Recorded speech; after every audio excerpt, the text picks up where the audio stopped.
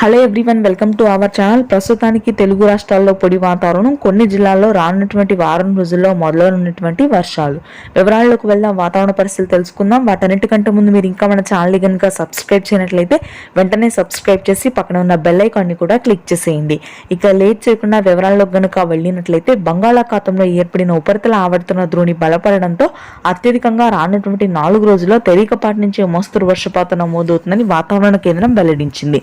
ప్రస్తుతానికి అయితే పొడి వాతావరణం కొనసాగుతుంది. చలి తీవ్రత మాత్రం పూర్తి స్థాయిలో పలు ప్రాంతాల్లో భారీగా పెరగనుంది. శ్రీకాకుళం, విజయనగరం, విశాఖపట్నం ప్రాంతాల్లో కనిష్ట స్థాయి ఉష్ణోగ్రతలు నమోదవుతాయి. కనిష్ట స్థాయి ఉష్ణోగ్రతలు అంటే దాదాపుగా 6 నుంచి 7 డిగ్రీల వరకు అరకు, పాడేరు, లంబసింగి, సీతమ్మధార, టెక్కెలి ప్రాంతాల్లో ఈ ఉష్ణోగ్రతలు కనిష్ట స్థాయికి పడిపోతాయి. తెల్లవారుజామున చలి తీవ్రత అత్యధికంగా పెరుగుతుంది.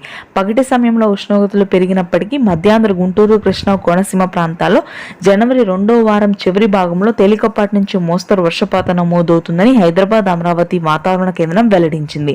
ఇక నెల్లూరు, ప్రకాశం, రాయలసీమ వ్యాప్తంగా ప్రస్తుతానికి పొడి వాతావరణమే కొనసాగుతుంది. తెలంగాణలో చలి తీవ్రత రోజు రోజుకి పెరుగుతుంది. హైదరాబాద్ నగర ప్రాంతంలో మరొకసారి కనిష్ట స్థాయి ఉష్ణోగ్రతలు 6 డిగ్రీల కంటే తక్కువ ఉష్ణోగ్రతలు నమోదయ్యే అవకాశాలు ఉన్నాయి. ఇవి ప్రస్తుతానికి latest weather updates. Thanks for watching.